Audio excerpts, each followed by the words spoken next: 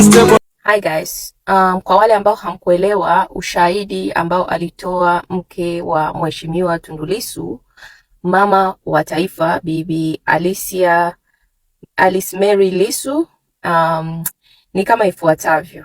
Huyu ni ushahidi wa uvunjifu wa haki za binadamu anazofanyiwa mume wake na serikali ya Tanzania. Okay? So hichi subsegment ni sehemu kidogo cha bunge la Ulaya ambacho kinadili na haki za binadamu. So wanachukua wako kwenye kikao maalum kukusanya shahidi mbalimbali za uvunjifu wa haki za binadamu. Sasa naona waliwaita hawa ambao ni mavictim wakuu. So Alice Mary alisema, mke wa kiongozi wa upinzani nchini Tanzania Tundu Lissu, alitoa hotuba yenye hisia kali mbele ya kamati ndogo ya bunge la Ulaya ya haki za binadamu. Alihutubia chombo hicho kwa Umoja wa Ulaya kufuatia kukamatwa na kuendelea kuzuiliwa kwa mumewe kwa mashtaka ya uhaini nchini Tanzania. So mambo muhimu katika hotuba yake yalikuwa ni msisitizo. Alieleza wazi kuwa ingawa angeweza kuzungumzia uzoefu wa familia yake kwa ujumla, lakini aliamua kuchagua kuangazia kikamilifu hali ya mumewe Tundu Antipas Lissu, ambaye ni mwenyekiti wa Chadema, chama kikuu cha upinzani nchini Tanzania. So akaelezea kipengele kingine cha mashtaka. Alifafanua kuwa Lissu anashikiliwa katika gereza la Ukonga ambalo liko nje kidogo ya jiji Dar es Salaam. Alisisitiza kuwa anashtakiwa kwa uongo kwa kosa la uhaini kwa sababu tu ya kudai mageuzi ya uchaguzi ili kuhakikisha uchaguzi unakuwa wa huru na wa haki. Hatari iliyopo. Alice Mary alibainisha ukubwa wa hali hiyo, akionyesha kuwa ikiwa atapatikana na hatia ya uhaini chini ya sheria za Tanzania, mumewe anakabiliwa na hukumu ya kifo. Hebu jiweke kwenye viatu vya huyu mama, jiweke kwenye viatu vya familia nzima, watoto wake wanajisikiaje? Wewe Bimsumi umekaa hapo na watoto wako, mnakula na kusaza, mnamshikilia Tundu Lissu kinyume na sheria. Unajisikiaje? Mbona familia za watu zinaishi kwa wasiwasi na mateso kwa sababu tu wanadai haki yao kwenye nchi yao wenyewe? Okay, so wito wa kuchukua hatua. Alisisitiza unyanyasaji mkubwa ambao mumewe anapitia, akipigania utawala wa sheria, demokrasia na uwajibikaji wa serikali. Aliomba jumuiya ya kimataifa kutoa msaada wa dhati na uungwaji mkono kwa wale wanaopigania haki za binadamu kwa amani nchini Tanzania. So ni hayo aliyaongea kwa uchungu sana yule mama, kwa ambao tumemsikiliza walikuwa wanamuona anajikaza sana. Yaani she is strong woman, lakini alikuwa unamuona kabisa anapoongea kwa maumivu. So ni hayo aliyoyasema. Jamani, hii serikali inatia kinyaa. Yaani alafu ni kama mmefyatuka akili wala hamuoni. Nyinyi mnaona mko sawa tu, mnashangaa watu wanapoongea.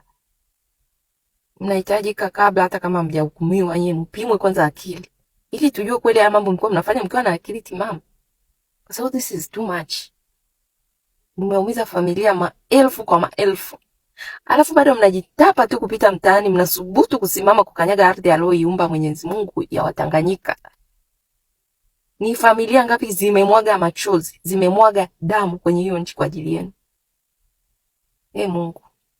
Mungu tu aingilie kati na wang'oe. CCM hawapaswi kuwa madarakani kama ishivyo Mungu wa majeshi. Ili naongea na ujasiri. Tanganyika, kwa nini tunataka kuandamana? Kwa nini tuna demand maandamano? Kwa nini tunashindwa kuvumilia maupuuzi yanayofanywa na CCM? Moja ya sababu ni hii hapa. Deni la Tanzania ni kiasi cha shilingi trilioni 114.34. Deni la ndani ni shilingi trilioni 38.45. Hiyo ni sawa na 33.6. Deni la nje shilingi trilioni 75.89.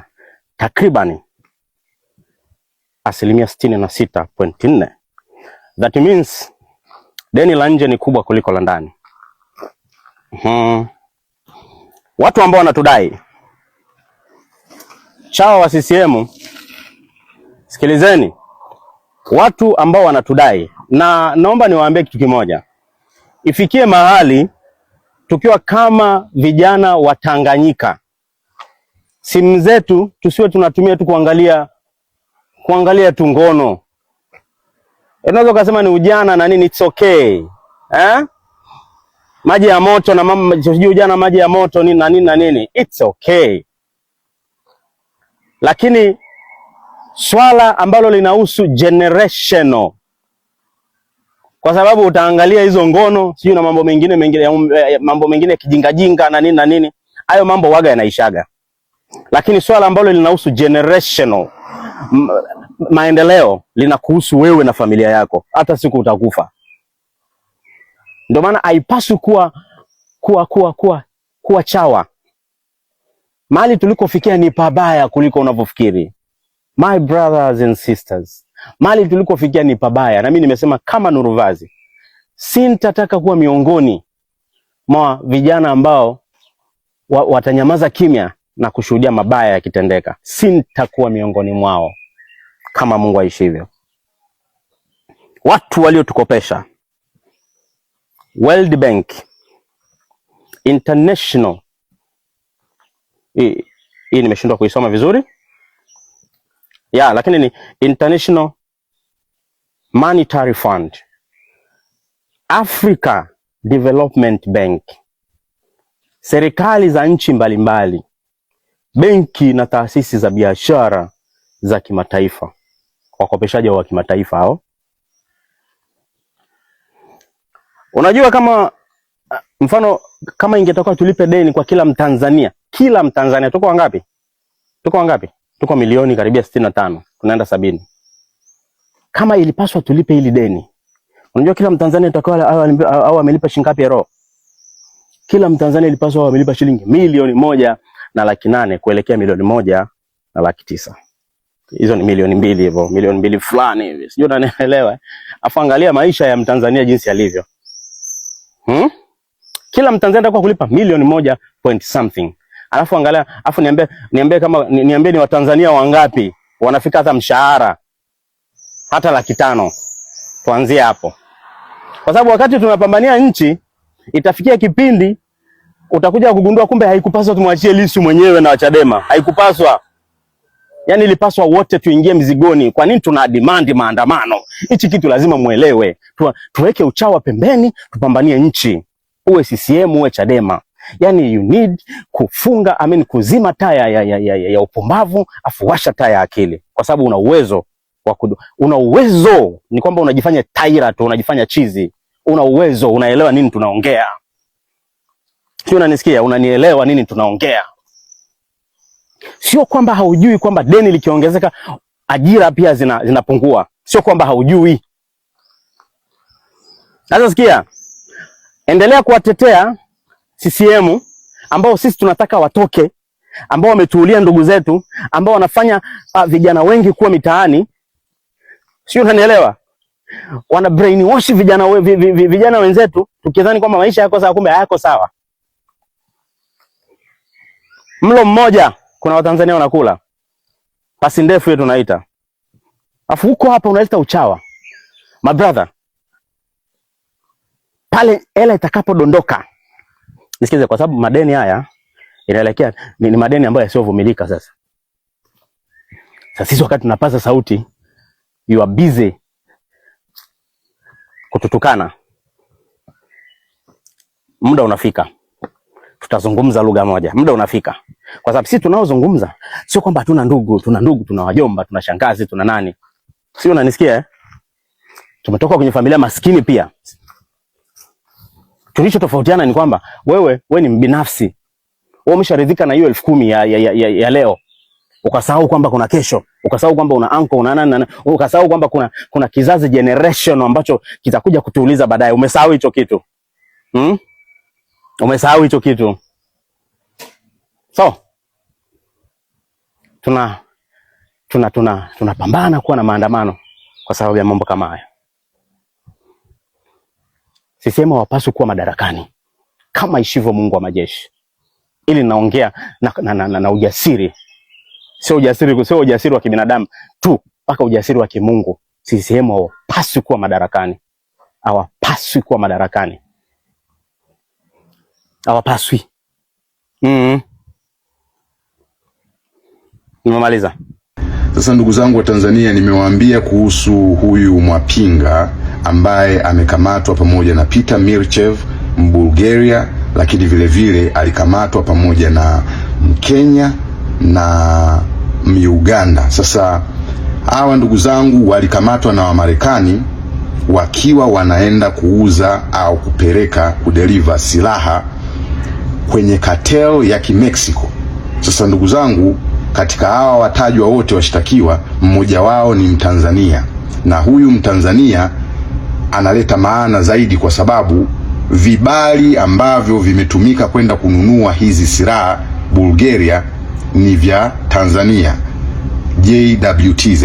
Sasa ndugu zangu, destination, sehemu ambapo hizi silaha zilikuwa zinapelekwa haikuwa Tanzania na sio JWTZ. Ndugu zangu, zilikuwa zinapelekwa kwenye cartel ya Kimexico. Sasa ndugu zangu, kuna kitu kimeni interest sana nilivyoona jina la nani, la Peter Mirchev, huyu Bulgaria. Limeni interest kwa nini ndugu zangu? Kuna mtu ambaye alikamatwa nadhani mwaka 2011. Huyu ni muuza silaha haramu maarufu sana duniani, anafahamika kwa jina la Victor Bout. Sasa hichi kitu kimeni strike akili yangu kwa sababu siku ambayo Victor Bout anakamatwa mwaka 2011 nilikuwa darasani ndugu zangu.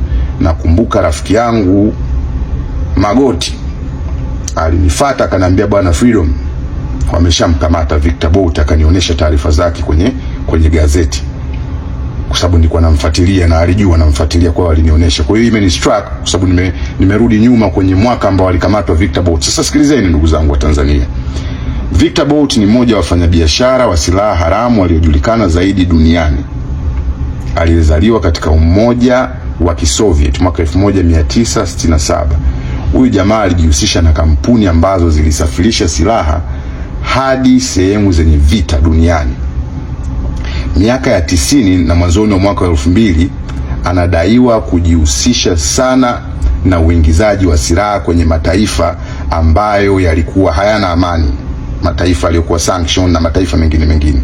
Sasa wachunguzi na Umoja wa Mataifa walihusisha mtandao wake na usafirishaji wake wa silaha kwa nchi au makundi yaliyowekewa vikwazo. Sasa huyu Victor Bout ndugu zangu alikamatwa mwaka 2011, lakini nadhani mwaka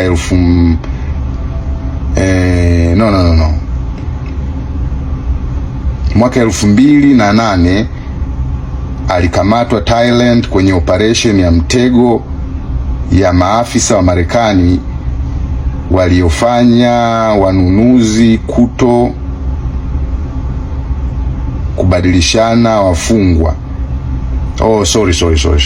Huyu Victor Bout alikuja kuachiwa nadhani mwaka 2000 na kitu. Nadhani mlisikia ile issue ya mcheza basket Brittney Griner.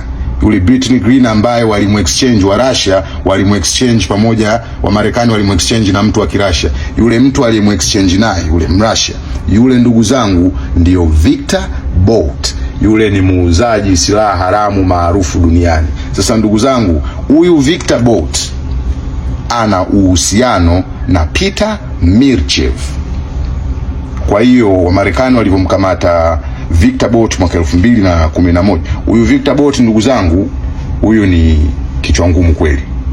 Yaani Wamarekani walikuwa wanamtafuta kweli, kwa sababu alikuwa anauza sana silaha kwenye sehemu zilizokuwa na amani, nikimaanisha nchi za Afrika hizi ambazo zilikuwa zina vita sana. Ameuza sana silaha na amechochea sana zile vita. Sasa ndugu zangu, kuna movie ya nadhani ni movie ya Nicolas Cage inaitwa I think Warlords, inaitwa Warlords. Kama umeiona hiyo movie ndugu zangu, Warlords, ile ambayo Nicolas Cage anaishi nchi za Ulaya, anakuwa anakuja Afrika kwenye hizi nchi zinazopigana vita, anawauzia silaha alafu anampa diamonds. Kama umewahi kuiona hiyo movie, Victor Bout alikuwa Nicolas Cage alikuwa na act kama Victor Bout in real life. Na nisoma ndugu zangu. Sasa ndugu zangu, kwa nini naiongelea hii issue? Nilivyoona Peter Milchev, nilikuwa naangalia wa Marekani, kwa sababu wa Marekani nao walikuwa wanamtafuta Peter Milchev, na nilikuwa naangalia connection ya Peter Milchev na Victor Bout. Sasa ndugu zangu, kwa kifupi, kama Watanzania tumeshaingia kwenye huu mtandao wa kina Victor Bout, ndugu zangu, hawa ni magaidi wakubwa wanaojulikana duniani, ndugu zangu, waliochochea sana vita za Afrika kwenye nchi zisizokuwa na amani, pamoja na nchi zilizokuwa na sanctions na nchi nyingine. Sasa ndugu zangu wa Tanzania, kama tumeshaanza kuwa na mahusiano na kina Peter Milchev, wauzaji silaha haramu maarufu duniani, waliokuwa na ushirikiano mpaka na kina Victor Bout, ndugu zangu, sijui mmeshaona hii picha tunaoiona? Mmeshaona hii network Na sio tu hivyo, angalieni hizi silaha zilizokuwa zimenunuliwa kwa vibali vya JWTZ zinaenda kutumika kwenye Mexican cartel. Ndugu zangu wa Tanzania, mnaona hatari ya mambo? Ndugu zangu, nadhani mliwaona wa Mexico walivyotaka alivyouliwa bosi wao na zile mambo alizokuwa anazionyesha. Ndugu zangu, sikumbuki ile gengani, lakini kama wale silaha zao wanazipata kwa staili hii, ndugu zangu, nchi yetu iko sehemu gani jamani? Kama jeshi letu linahusika kununua silaha ambazo zinachangia kwenye mauaji ya watu kibao, ndugu zangu, nadhani mnajua wote vitu vinavyoendelea Mexico huko kwenye makatelo na mambo yote yanayoendelea, ndugu zangu. Lakini vibali vyetu, ndugu zangu, ndio vinatumika. Sasa nilikuwa najaribu kuangalia na bado naendelea kuangalia hii network yao ya huu mtandao, lakini bwana vinepe wanji na wewe hapa. CCM hawapaswi kuwa madarakani kama ishivyo Mungu wa majeshi. Ili naongea na ujasiri. Tanganyika, kwa nini tunataka kuandamana? Kwa nini tuna demand maandamano? Kwa nini tunashindwa kuvumilia maupuuzi yanayofanywa na CCM? Moja ya sababu ni hii hapa. Deni la Tanzania ni kiasi cha shilingi trilioni 114.34. Deni la ndani ni shilingi trilioni 38.45. Hiyo ni sawa na 33.6. Deni la nje shilingi trilioni 75.89, takribani 66.4. That means deni la nje ni kubwa kuliko la ndani. Watu ambao wanatudai, chawa wa CCM, sikilizeni. Watu ambao wanatudai, na naomba niwaambie kitu kimoja. Ifikie mahali tukiwa kama vijana wa Tanganyika, simu zetu tusiwe tunatumia tu kuangalia tu ngono. Unaweza kusema ni ujana na nini, it's okay. Maji ya moto na mama sijui ujana maji ya moto nini na nini, it's okay. Lakini swala ambalo linahusu generational, kwa sababu utaangalia hizo ngono sijui na mambo mengine kijingajinga na nini, hayo mambo waga yanaishaga. Lakini swala ambalo linahusu generational maendeleo linakuhusu wewe na familia yako, hata siku utakufa. Ndio maana haipaswi kuwa chawa. Mahali tulikofikia ni pabaya kuliko unavyofikiri. My brothers and sisters, mahali tulikofikia ni pabaya. Na mimi nimesema kama Nuruvazi, Sintataka kuwa miongoni mwa vijana ambao watanyamaza kimya na kushuhudia mabaya yakitendeka. Sintakuwa miongoni mwao kama Mungu aishivyo. Watu waliotukopesha, World Bank, International, hii nimeshindwa kuisoma vizuri ya, lakini ni International Monetary Fund, Africa Development Bank, serikali za nchi mbalimbali, benki na taasisi za biashara za kimataifa, wakopeshaji wa kimataifa hao. Unajua, kama mfano, kama ingetoka tulipe deni kwa kila Mtanzania, tuko wangapi? Tuko milioni karibia 65, tunaenda 70.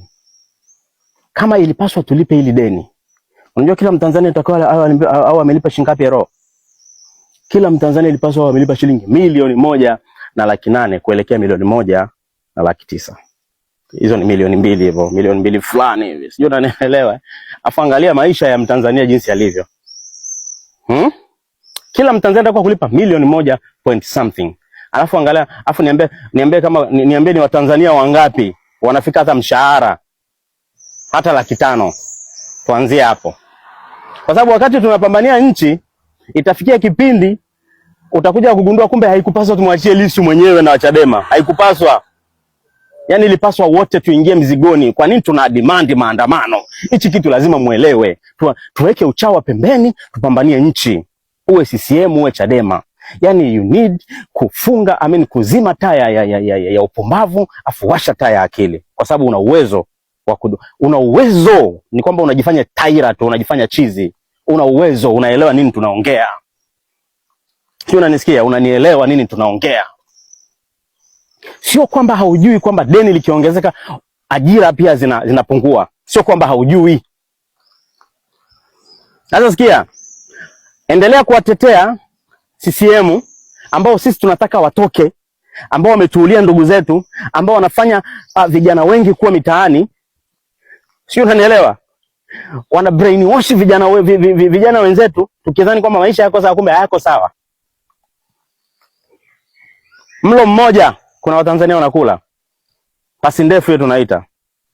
Afu huko hapa unaleta uchawa. My brother, pale hela itakapodondoka. Nisikize, kwa sababu madeni haya inaelekea ni madeni ambayo yasiyovumilika sasa. Sasa sisi wakati tunapaza sauti, you are busy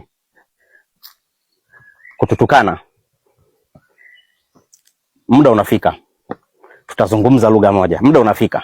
Kwa sababu sisi tunaozungumza sio kwamba, ndugu zangu wa Tanzania, nina hasira sana, ambazo nina hasira.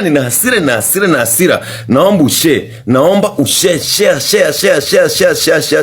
Nataka ujumbe huu mfikie ushehe bandia, ushehe wa mchongo.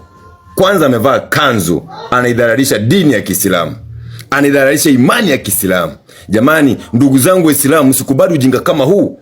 Huu ni usenge mkubwa sana kwenye taifa letu la Tanzania. Sasa huyu ndugu anaongea kama nani kwenye taifa hili?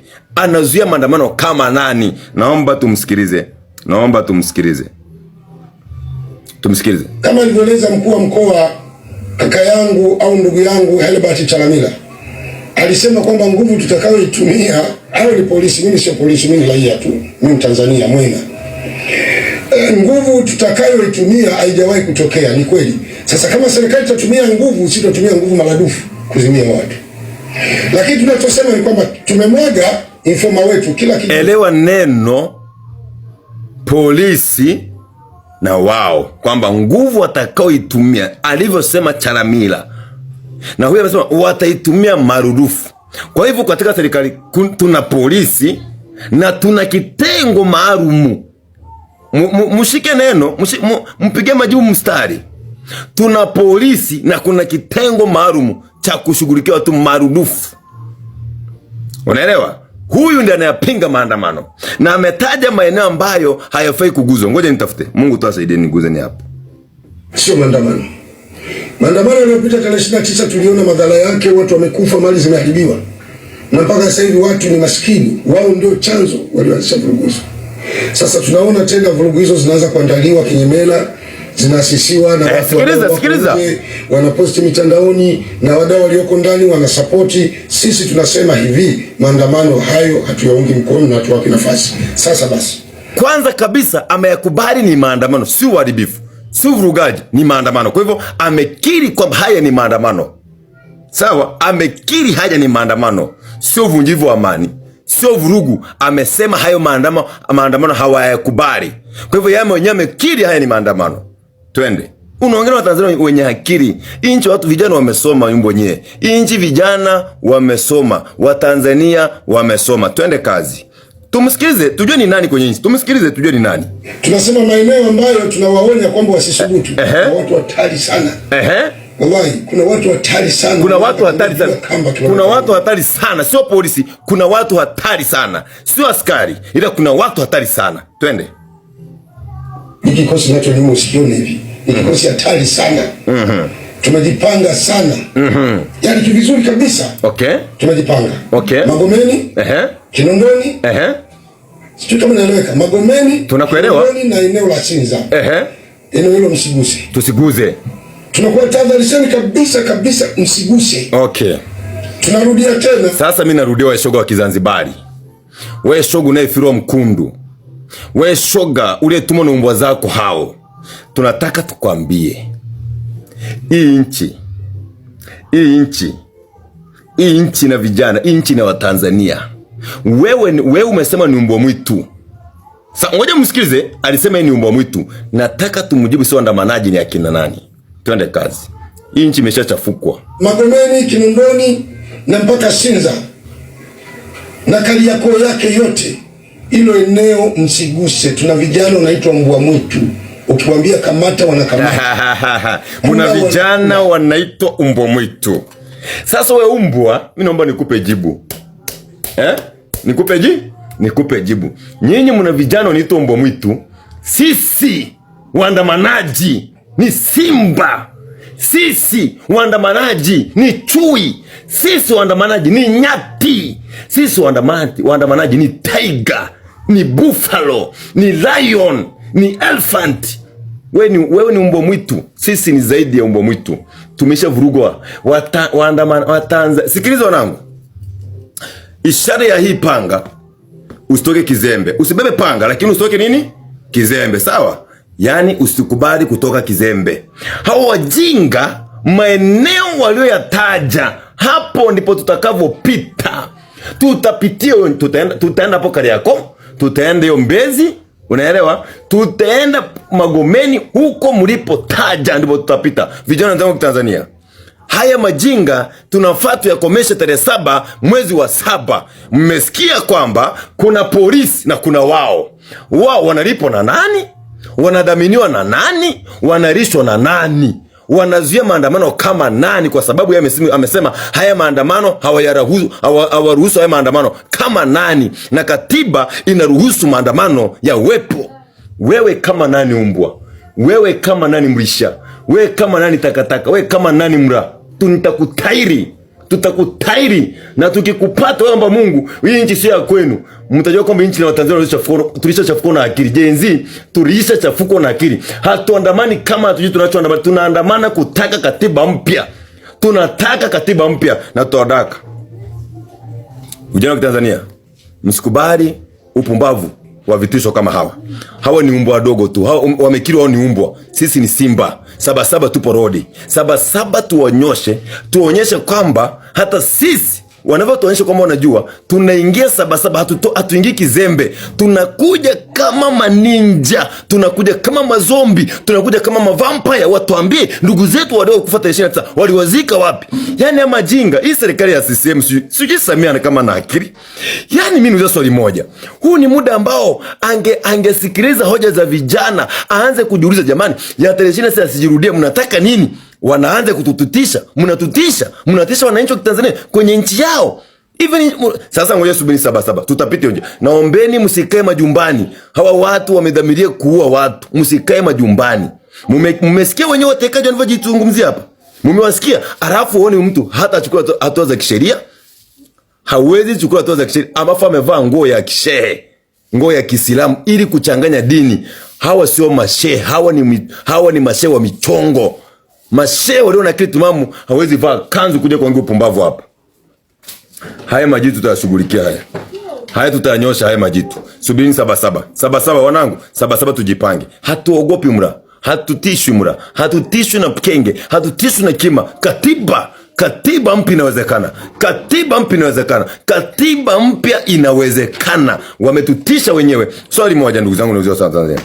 Ndugu zangu wa Tanzania, kati ya hawa watu, hawa polisi, hii serikali ya CCM na waandamanaji, ni akina nani wanawatishia watu? Semeni kweli kwenye comment. Sema ukweli kwenye comment. Ni kina nani wanaofanya wananchi kuwa na hofu? Kwa sababu hawa watu ndio wanapanisha hofu kwa wananchi.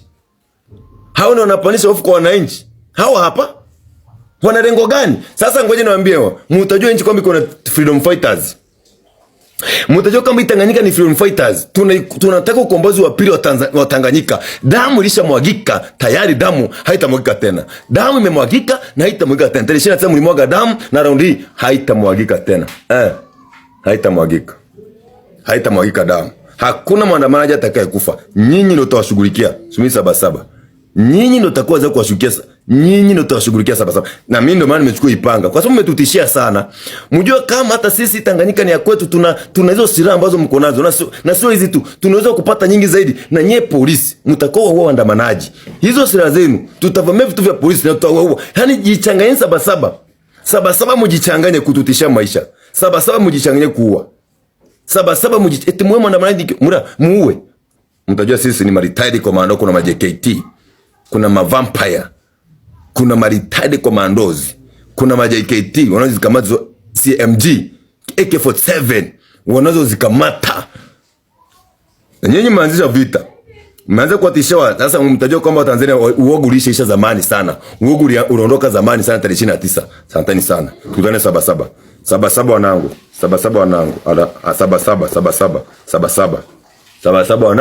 Tukutane Sabasaba. Hatutishi na mtu yote mura. Nyinyi mtutishia maisha mpumbavu. Msikize mara ya mwisho. Hao vijana ni hatari, wanatisha. Baadhi yao tu ni hawa wako nyuma. Wako na vijana hatari. Alafu cha kushangaza, mimi nilibeba panga. Watasema mimi tunaanzisha vurugu, nilibeba panga. Hao ambao wako na vijana hatari wa kutisha. Juu ya miti nyinyi mtakuja chini, wao watakuwa juu. Sasa wakitoka juu wanapita na mtu. Tunatoa tahadhari maandamano hayo au vurugu hizo, kama kuna kijana wa Kitanzania anajihusisha, tunamnasihi kwamba asifanye. Asante. Kwa kweli kabisa. Asante shoga wa Kizanzibari. Asante shoga wa Kizanzibari. Ujumbe kufikie. Sasa sikiza, umesema una vijana juu ya mti wanashuka na watu. Sasa sisi hatuji mnavyofikiria. Tumejipanga. Sabasaba kuna waka. Alafu hao watu ni akina nani? Hilo ndio swali wa Tanzania. Serikali Tanzania wa Tanzania wanaomba kujua hawa ni akina nani. Nimetenga shilingi milioni 100. Na hii fedha itatoka kulingana na taarifa ambavyo unaitoa. Wa mwisho kabisa, taarifa ya kawaida atakayetoa ikawa ya kweli na inalenga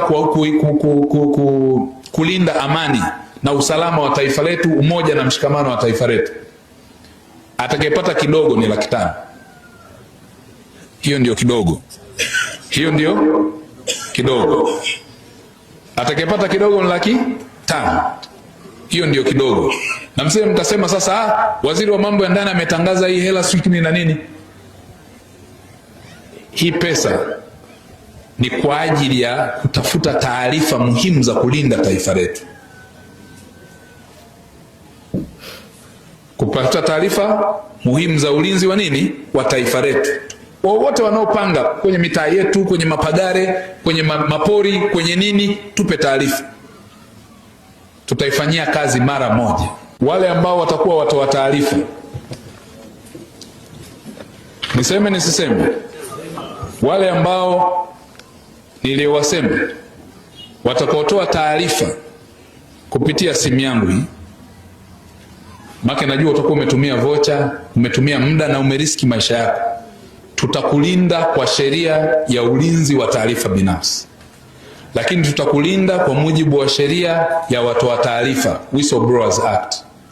Tutakulinda kwa viapo tulivyowapa mbele ya Mwenyezi Mungu, katiba, na kwa mamlaka ambaye ni Rais wa Jamhuri ya Muungano wa Tanzania na Amiri Jeshi Mkuu.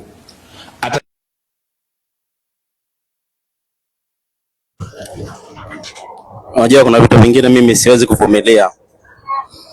Kwa hiyo usishangae kwenye hii video nimeamua kurekodi nikiwa niko njiani. Kwanza, hizi ni dharau kubwa sana. Dharau kubwa ambazo haziwezi kuvumilika. Lakini pia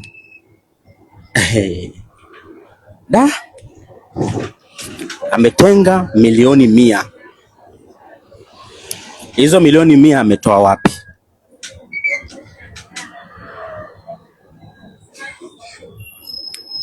Kwa hiyo watu inatakiwa wampigie simu yeye, au sio?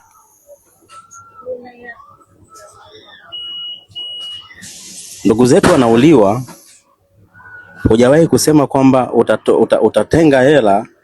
Yoyote atakaye shuku au yoyote atakayeona watu wanatekwa, tumetenga fungu, watu wanakata vichwa vinatupwa. Mjawahi kusema tunatenga fungu kwa ajili ya watekaji. Unajua nyinyi mmekaa, yani CCM, let me say this, yani nyinyi mmekaa kahaba sana. Yani nyinyi Nyerere alivyosema malaya, nyinyi ndo mmekaa malaya. Na mnaboa, mnaudhi sana. Hizo hela unatolea wapi? Nchi imeingia kwenye deni ambalo halivumiliki. Mnakuja kutumia hela za serikali eti kutoa taarifa kwa mambo ya kipumbavu kwa sababu ya maandamano. Do you think mnaweza mkazuia wananchi? Pumbavu nyie, mnaweza mkazuia wananchi? Milioni 100 umetolea wapi? Milioni 100 umetolea wapi? Kuna mambo mengi sana ya kusolve kwenye nchi yetu. Eti milioni 100 watu wakupigie simu wakupe taarifa. Watanganyika, nchi inaongozwa na wapumbavu, alafu watu wenye ufahamu wako mtaani. Watu hawana ajira. Unatoa milioni 100 watu wakupe taarifa? Wewe ni pumbavu, wewe ni takataka Watanganyika, mnajua kwa sababu gani tunaandamana? Kwa ajili ya kuondoa upumbavu kama huu. Kuondoa Mungu mtu kwenye madaraka. Viongozi wakishaingia kwenye madaraka wanajikuta wenyewe ndio miungu. Hawataki kuambiwa chochote. Hawataki kukosolewa. Ndio upumbavu ambao wanataka sisi. Alafu yani wakati sisi tunateseka huku mtaani, ndugu zetu wanateseka, maisha mabaya, ajira hakuna, afu wanakuja deni limeongezeka kwa sababu deni likishakuwa kubwa serikalini, utengenezwaji wa ajira inakuwa ni mdogo. Nchi ikishakuwa na madeni, miundombinu kutengeneza ni ngumu. Utawaza kulipa madeni, utawaza miundombinu. Utawaza kutengeneza ajira, utawaza. Watanganyika, eleweni hichi kitu. Nchi yetu iko kwenye matatizo. Tunaongozwa na mambumbumbu na vilaza. Zaidi hapo, mambumbumbu ambao wanatuongoza ni waizi. Msipoweza kulielewa hili, hamtakuja kuelewa tena. Asitokee mbumbumbu yoyote wa CCM akakudanganya. Huo ni upumbavu level ya mwisho. Nawaambia ukweli, huo ni upumbavu. Huo ni upumbavu kiwango cha mwisho. Kwanza kitendo cha kuwaletea dau ni wanafanya kuishi ni dharau pia. Hizo ni dharau pia. Kwa hiyo Watanzania mnaishi kwa kuahidiwa mpaka litolewe donge nono. Na hii yote ni kwa ajili ya kuzima maandamano. Hamtaweza kuzima maandamano vilaza nyie. Hamtaweza kuzima maandamano wapuuzi nyie. Pumbavu sana. Yaani nyie tukiwatoa Tanganyika nyie na viboko juu, wapumbavu nyie.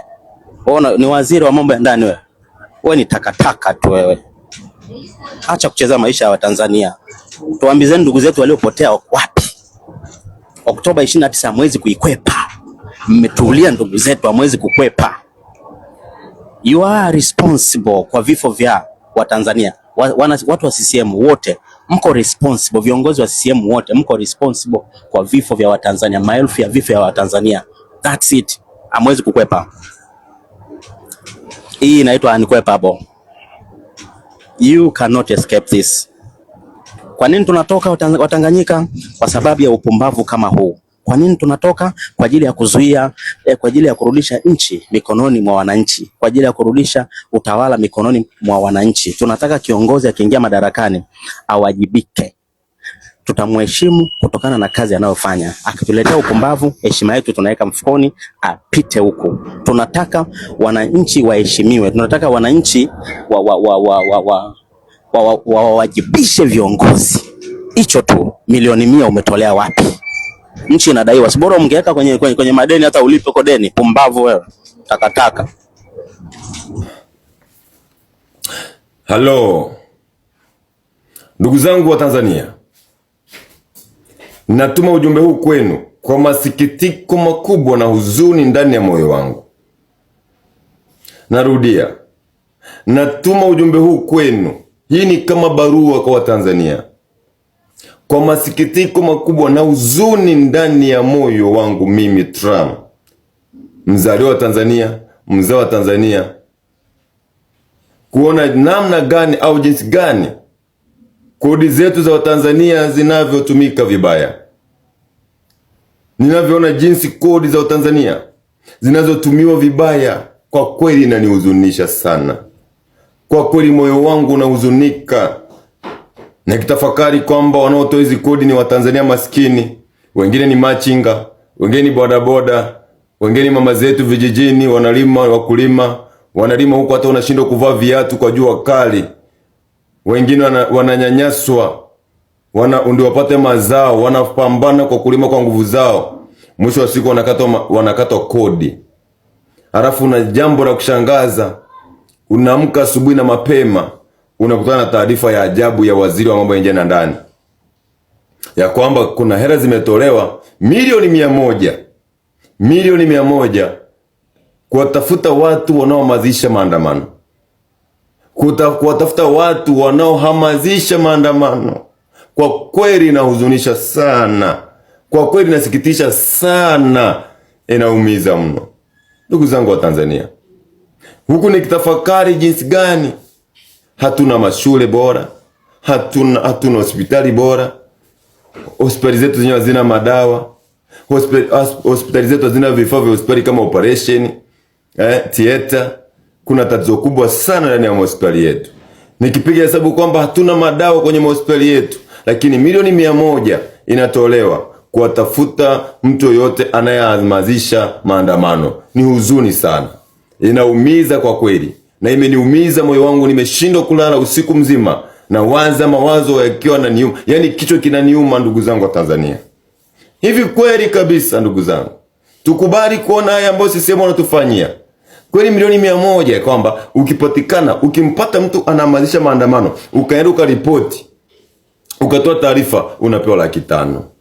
Ina maana sisi tunaohamasisha maandamano tumegeuka kwa mitaji ya watu. Ina maana sisi tunaohamasisha maandamano na maandamano haya, sisi tena ni mitaji ya watu. Roho zetu zinawindwa kwa gharama na hela. Yaani kwa gharama kubwa sana. Hela ambazo zingewasaidia hata kuwajengea watoto shule, kuondolea watoto viti, wasikae chini, wasiketi kwenye tofali. Hizo hela zinatumika kuwatafuta watu ambao wanahamasisha maandamano ndani ya nchi ya Tanzania na nje ya nchi ya Tanzania. Hivi kweli jamani? Kweli kabisa. Ewe CAG, ulipotea ripoti kwamba kuna hela zilipotea kwa upumbavu kama huu? Kweli CAG? Ndugu zangu wa Tanzania, mama zetu wanapambana. Vijijini hakuna mashule. Watoto wanatembea mwendo mrefu sana ndio wafikie shule. Kilomita zaidi ya 50, 100, 200 ndio mtoto afikie shule. Kweli kabisa ndugu zangu wa Tanzania, tunyamaze, taifa linapora, taifa linaibiwa. Milioni 100 na bado. Nimesikia pia kuna taarifa zingine kwamba kuna milioni 400 Mwanza, ila sina taarifa za kweli na hizo, na sina uhakika na hizo taarifa. Lakini mimi naongea tu kwamba kuna milioni 400 zimetolewa Mwanza kwa watafuta vijana wanaohamasisha maandamano. Kweli kabisa yani mnatumia gharama kwa watafuta vijana muwaue kwa kuhamasisha maandamano? Maandamano yana dhambi gani? Mnaogopa maandamano kwa nini? Nini ambacho mmeficha CCM mnaogopa maandamano? Kwa nini mnaogopa maandamano? Why? What is behind the scene? What is behind the camera? What is not happening? Kwa nini mnaogopa maandamano? Yaani hizo gharama ambazo mnatumia kwa maandamano yasiwepo, hizo nguvu ni za nini? Mbona kazi ni nyepesi tu? Kuwasikiliza wananchi wanataka nini? Kuwasikiliza vijana wanataka nini? Kutumizwa gharama zote ambazo hela zingetumika kununua madawa ya hospitali, mnatumizwa hela kuwatafuta watu wanaomsema maandamano. Are you in common sense? Mnatumia akili kweli? Hizi elimu zinatoka wapi jamani? Hizi ni elimu au ni upumbavu wa hali ya juu kwa taifa letu la Tanzania? What kind of brain is this? Hizi ni elimu za wapi hizi jamani? Natamani Mungu siku moja nifanye kuwa waziri mkuu wa nchi hii. Natamani siku moja Mungu nifanye kuwa rais wa nchi hii. Upumbavu sitauvumilia upumbavu. Natamani Mungu siku moja nifanye kuwa mkuu wa majeshi kwa nchi hii. Asubuhi na mapema nchi ningemtoa Rais Samia Ikulu. Yaani ningekuwa mkuu wa majeshi, singekuwa yaani ningekuwa mkuu wa majeshi. Mungu wangu. Natamani siku moja Mungu nifanye kama Captain Tesha katika nchi hii. Mimi nitakubali kufa muhanga kwa upumbavu, nitakufa muhanga. Ni wale mambo ya kijinga. Mambo ya kipumbavu ndugu zangu wa Tanzania. Mambo ya kijinga. Yaani badala ya kutafuta njia ya kulijenga taifa, mkawasikiliza vijana wanadai nini, mnatumia mabilioni ya hela, mamilioni ya hela kuwanunua. Yaani sisi roho zetu zinakuwa mitaji yenu. Yaani sisi kwamba trauma kipatikana kuna milioni moja yako hapa. Unajua naye mashamba maandamano kipatikana ndani ya Tanzania. Naombeni vijana wenzangu wa Kitanzania. Ndugu zangu vijana wenzangu tunaopenda maandamano ya wepo Sabasaba. Naombeni tuwe makini. Usikamatwe kizembe. Usikamatwe kizembe, usikubali kudao kizembe ndugu zangu. Tuwe na uchungu na nchi yetu. Tuwe na uchungu na taifa letu. Tuwe na uchungu na taifa hili la Tanzania. Na ni kweli ni lazima tuwapate freedom fighters wa nchi hii. Huu ni ukombozi wa pili, second liberation of this nation, of this country. Huu ni ukombozi wa pili. Tusiogope, tusimame, tuna uchungu. Rasilimali zetu zinaibiwa, huku mama zetu wanalala njaa vijijini, wanakula dagaa. Huku mtendaji kata amechukua 2,000 yake kwa ukodi. Tunajenga mashule wanakijiji. Tunaita vikao, tunajitolea kufanya kazi hata wengine pasipo mishahara vijijini. Maendeleo ya kijiji. Huku kuna mamilioni yanaharibika kwa watu wachache kuyazuia maandamano yasiwepo. Tatizo nini? Katiba mpya. Tatizo nini? Free Lissu. Tatizo nini? Tume huru ya uchaguzi. Tatizo nini? Tunataka watekaji wakamatwe. Tatizo nini? Hayo ndio makosa yetu ndugu zangu. Hayo ndio makosa yetu. Hayo ndio makosa, tuambieni. Hayo ndio makosa. Kudai katiba mpya ni dhambi. Kumtaka Lissu achiliwe ni dhambi. Kutaka tume huru ya uchaguzi ni dhambi. Kutaka tume huru ya uchaguzi imekuwa dhambi. Kukataa utekaji ni dhambi. Kweli, kukataa utekaji ni dhambi. Naomba nijibiwe jamani. Naombeni kujibiwa. Naombeni kujibiwa. Tunaotaka katiba mpya tunatafuta na milioni 100. Roho yako au yani sasa hivi ukipatikana ni roho yako. Ngoja niwaambie kitu moja. Hamtawaua wote. One day, one time. Hayo masikio myatege. Tegeni sikio. One day tutakakufa tutakufa. Lakini naamini kwamba siku moja ukombozi wa nchi utakuwepo. Hata kama tutakuwa tumelala, roho zetu zitakuwa zinafurahi. Sabasaba tunapoingia barabarani, Sabasaba tunapoingia barabarani. Tusikubali kurudi nyuma. Tusikubali kurudi nyuma. Watu ambizo hera zilitumika kufanya nini? Milioni 1 zilikuwa za nini? Sabasaba. Haya ndio mambo yanafaa tuandamane ndugu zangu. Tunataka accountability ndani ya nchi yetu. Hamwezi mkachukua tu hela za wananchi mnazifanya kodi za Watanzania wanyonge, maskini, machinga, bodaboda, watu ambao wanaumia, wanauza dagaa, mama zetu wanauza dagaa kwenye jua kali, wanauza samaki, wengine wanauza viatu. Alafu mnaenda kutumiza hela zao kama kijinga kwa upumbavu. Mtu tena mtu tu kumtafuta mtu kwamba anamsema na bana umpe 500. Amefanya kazi gani? Kwa taratibu zipi? We are here. Tupatane. Sasa ndio nimeamini kina Moipopo wanalipwa na serikali ya Samia na makundi yao. Na mimi nasema hivi, Sabasaba wakianza kuwapiga waandamanaji wote tuliopita mafunzo ya JKT, wote tuliopita JKT, tuvamie polisi, tuchukue silaha zao na tupambane nao. Enough is enough. Hai, huu utumwa hadi lini? Jamani, mateso haya mpaka lini? Ama ukiwa huu mpaka lini? Nyumbani kwetu sisi tumekuwa mateka, tunaishi maisha kama watoto wa kambo, haki zetu za msingi nazo tumenyang'anywa. Kumbe sisi umekalia mafanikio yetu. Sasa tumechoka, vita tutapigana, pende usipende lazima utoke, unashindwa. Achia mali zetu, achia dhahabu zetu, achia kodi zetu. Wewe Samia, we are tired of you. Enough is enough. Bwana, mambo vipi ndugu zangu wa Tanzania? Leo na taarifa moja ya muhimu sana ambayo nitakusomea hapa ndani ya dakika 0. Lakini kwanza, kabla sijaisoma, ndugu zangu, tumepitia wiki moja ya changamoto sana, kwa sababu wanaharakati akaunti zetu nyingi sana zimefungwa. Kwa hiyo hata kwa wale ambao hazijafungwa, wiki hii iliyopita kidogo kazi yetu tumeifanya kiwasiwasi. Lakini ndugu zangu, niliwaahidi kwamba nitaleta picha za wahusika IT na wahusika wakuu wanaofanya hizi shughuli za kufunga akaunti na mambo yote mitandaoni yanayoendelea. Ndugu zangu, sasa hili jambo mimi nadhani inabidi nilifanye leo, picha na nini, kwa sababu ndani ya wiki moja nadhani mama Rachel Dangu amepoteza akaunti kama 7 au 8 kijumlisha mitandao yote, wiki moja.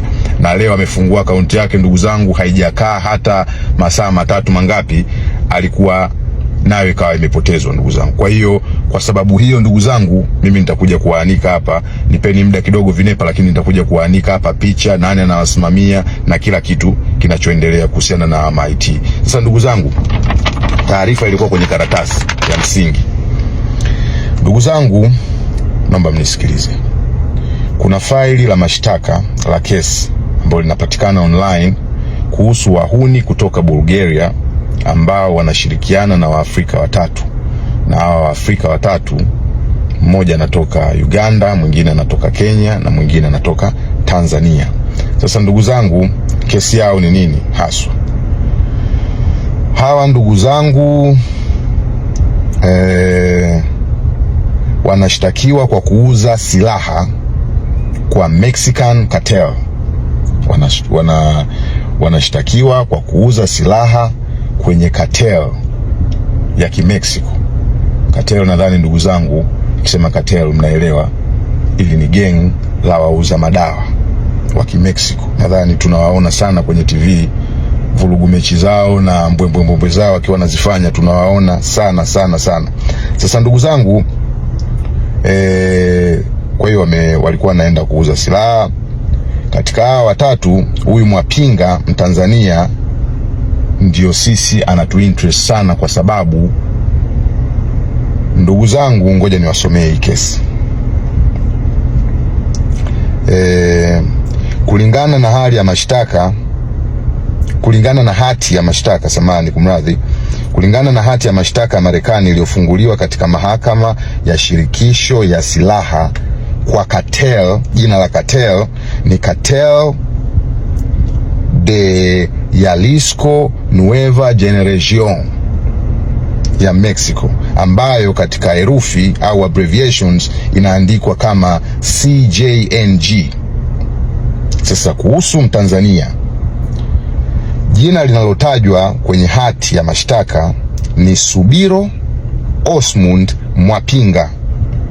Sasa kinepa, kwa uzoefu wangu wa majina, huyu Mwapinga huyu ni mwenyeji au mzaliwa wa Mafinga huko, unajua Mafinga huyu mwe ndugu zangu, Mwapinga huyu Sasa Subiro Osmund Mwapinga ndio Mtanzania aliyehusika kwenye shughuli hii, ndugu zangu. Lakini hao waliotajwa, ushiriki wao ulikuweje, ndugu zangu?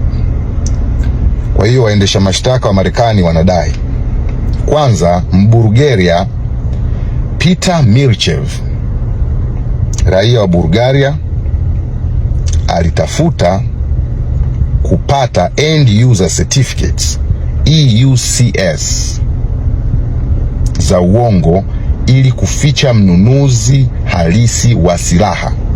Maana yake alitafuta vibali kutoka sehemu nyingine tofauti ambavyo havihusiani na huko ambapo hizi silaha ndugu zangu zinapelekwa. Kwa hiyo vibali na vingine tawasomea hapo vimetokea hapo ndugu zangu, lakini Mkenya Elisha alimuhusisha Mpeirwe Mganda huyo, ambaye naye alimuhusisha Mwapinga Mtanzania. Waliweza kupata EUC iliyodaiwa kutoka Tanzania kwa ajili ya kuagiza AK47.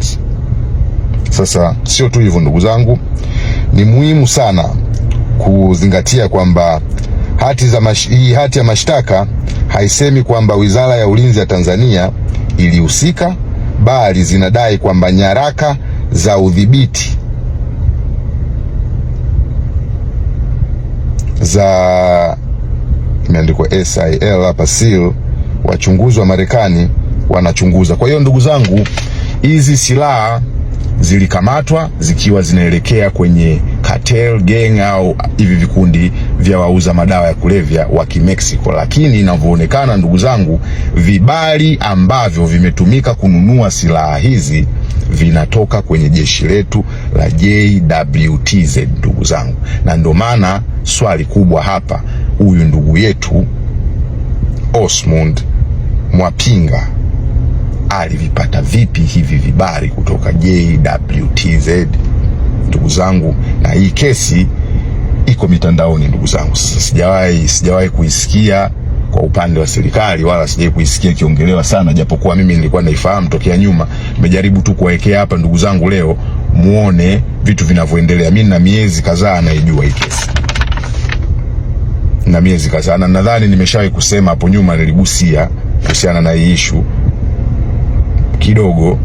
Kwa hiyo ndugu zangu, huyu bwana Mwapinga anapateje vibali vya kununua silaha ambazo hazipelekwi sehemu husika na zinapelekwa kwenye sehemu hatari, nikimaanisha kwenye magenge ya Kimexico ambayo vile vile ndugu zangu yanahatarisha maisha ya watu wengine ikiwemo mataifa yanawazunguka. Na ndio maana mnaona wa Marekani ndio wanahusika kwenye ukamataji wa hawa watu. Hawa wamekamatwa na wa Marekani ndugu zangu. Bwana njiwa na mwewe hapa tunaongea mitandaoni kama vile tunaongea mimi na wewe.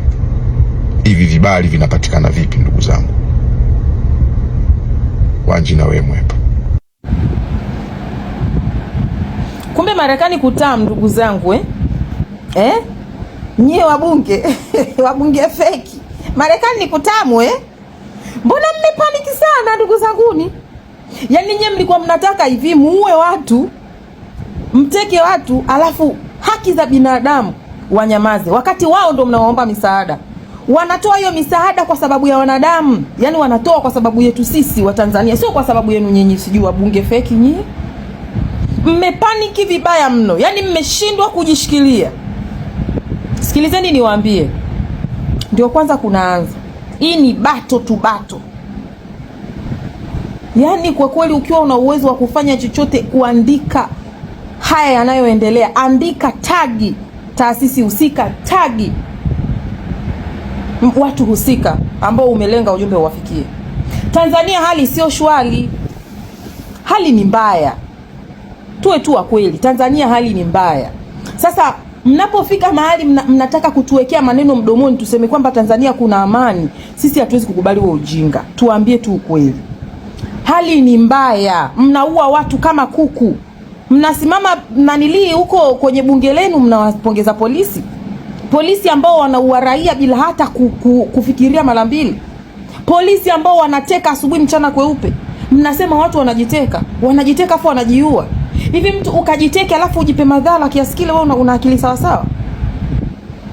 Kwa haya ambayo yanaendelea, msitarajie kama kutakuwa kuna maridhiano. Hakutakuwa na maridhiano popote ndugu zanguni, na vikwazo ndio kwanza vinaanza. Sisi nyesi mnaona Watanzania kama wajinga? Ndio kwanza vikwazo vinaanza. Tunaumizwa na mengi tunaumizwa na mengi ambayo tunashindwa kusema. Nyinyi si mmefunga midomo tusiongee? Sasa hawa wachache ambao tunaongea, habari itafika dunia nzima kwa ukubwa sana. Mtu ametoka hadharani na kukili kwamba watakata watu vichwa, na mtu kakatwa kichwa kweli, alafu mnataka kujitetea nini? Mmekuja na pointi ya udini? Hapana, mmekuja na pointi ya udini, na imekuja pointi ya udini kwa sababu yule aliyesema watu watakatwa vichwa alikuwa ni shehe ambaye mwisho wa siku hakuchukuliwa hatua yoyote. Kwa hiyo wako sawa, hawajakosea. Lakini mchungaji akisimama hapo akakemea tu kidogo, mnampa kesi ya uhaini. Hawa mashehe wenu wanaoropoka kila siku, hawa mashehe ubwabwa. Tuna mashehe wazuri wastaarabu wapo, lakini kuna hawa mashehe ambao mnawatumia, na muwatumii mashehe tu, hata kuna wachungaji mnawatumia wajinga watu nawaona. Hii ndio kwanza inaanza. Kama mliamini kifo ni dawa, sasa hivi dawa imedunda. Mtammaliza sesi, ndugu zake watalia, wanaompenda watalia, kesho yupo mwingine. Hii spirit ya haki mtu anazaliwa nayo, iko ndani. Sawa? Hamwezi hata siku moja kusurvive kwenye hii nchi. Hamwezi kutulia, yani hamtotulia. Yes, hamtotulia. Tutaendelea hivi ndugu zanguni. Mmemind sana. Yani vile ambavyo mmeumia kuhusu kuwekewa vikwazo vya kuingia Marekani. Kumbe Marekani kutamu mishipa imewasimama. Alafu mnapopeleka uongo ndivyo ambavyo mnazidi kuharibu, kwa sababu wenzenu intelligence yao iko juu kuliko upuuzi wenu. Mnajiita mna intelligence, lakini nchi inaongozwa na wasiojulikana. Ndio kwanza kuna kucha. Ndio kwanza asubuhi. Ninaamini kabisa hiki kitu ambacho nataka nikizungumze haukijui na haujawahi hata kuwaza, lakini iko hivi. Unafahamu kwamba changamoto zetu sisi ni mitaji kwa watawala? Umeshawahi kujua kwamba mtaani kwako, achana na mtaani kwako, hayo maeneo ambayo unaishi, kama kuna barabara mbovu, barabara ambayo ina machimo, ina nini, na kukera, kwamba ukitoa pesa zako mfukoni ukajaribu kuyafikia yale mashimo na kusawazisha ile barabara, unafahamu kwamba unashtakiwa kwa kosa la hujumu uchumi? Unafahamu? Anyway, huenda hujui.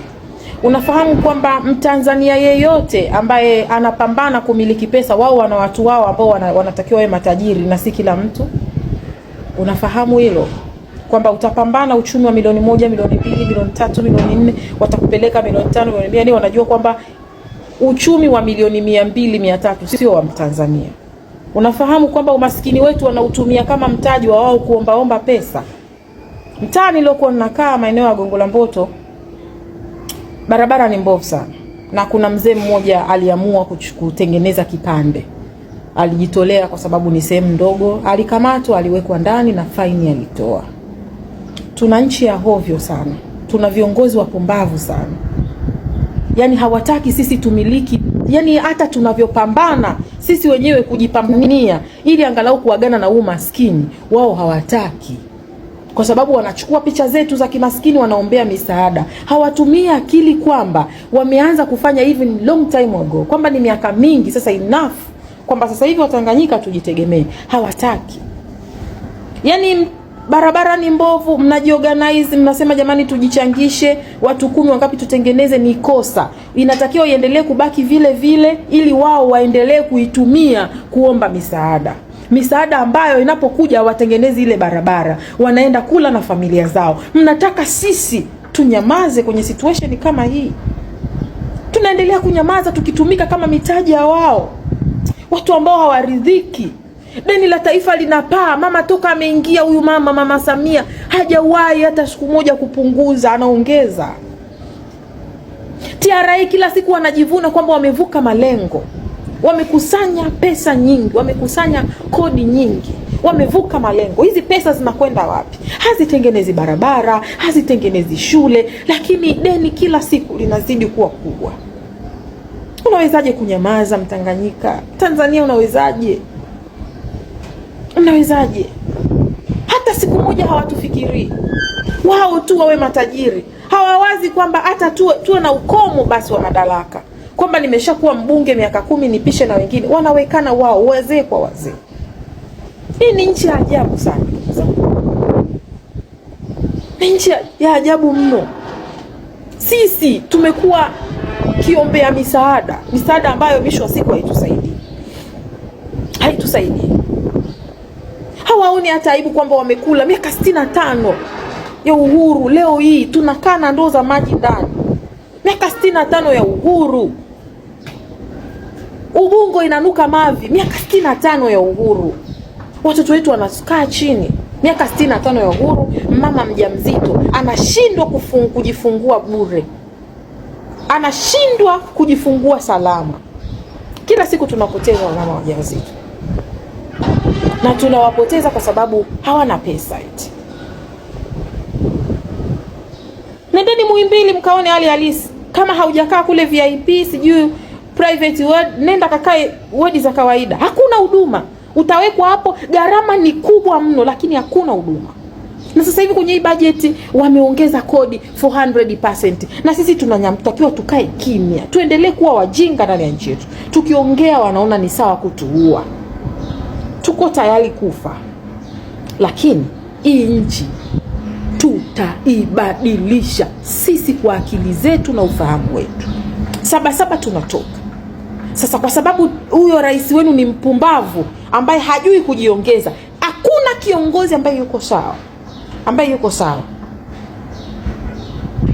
Anakaa na kukataa kupinga kusikiliza wananchi wake.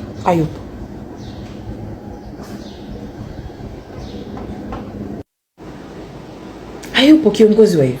Kiongozi ambaye yupo sawa, anatenda haki, alafu akatae kuwasikiliza wananchi wake. Angesubiri tuandamane, tufike tumpelekee ujumbe wetu. Anaogopa kwa sababu anajua ana madudu mengi sana. Ana madudu mengi. Tunawezaje kuendelea kunyamaza kwenye situation kama hii? Shida zetu zinatumika kama mtaji. Tawala. Ukitengeneza barabara unaitwa mhujumu uchumi kwa sababu umewaharibia ugali wao. Nendeni mkaone barabara ya Pugu. Gongo la Mboto mbele pale. Ile barabara inayoingia kule Pugu.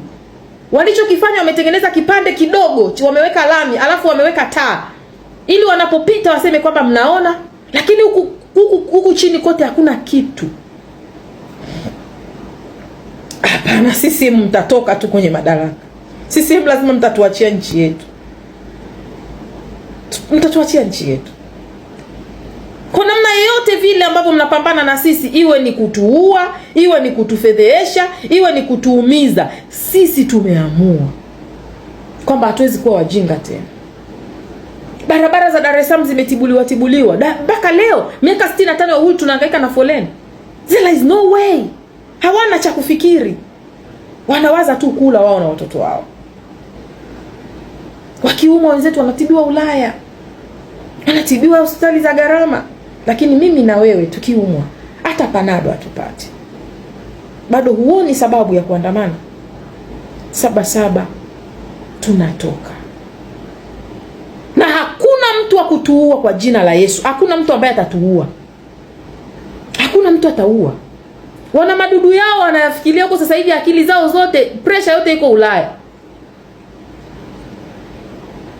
Na kwa habari njema ni kwamba bunge la Ulaya baadhi watakuwepo Tanzania soon as possible. Kwa hiyo huenda haya maandamano ambayo sisi tumepanga kuandamana tukawa nao. Usiogope. Toka kwa ujasiri. Hivi vitisho anaovitoa huyo mwenye kibiongo huyo na huyo sio Chalamila, hao wajinga. Hivi vitisho vyote anaovitoa ni kuropoka tu, wakiamini kwamba sisi ni wajinga na wapumbavu tutawasikiliza. Wamejipanga hivyo. Mmoja amenitumia ujumbe akaniambia, Dasesi, Yani sasa hivi kiongozi yoyote ameambiwa atoe kitu chochote, yani lolote la kutishia tu wananchi, apambane kivyake kwenye mkoa wake.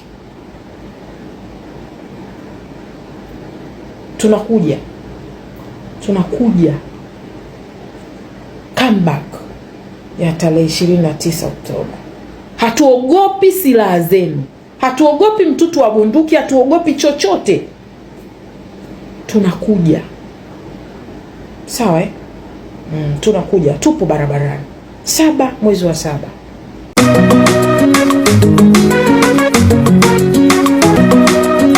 Constable Kenya.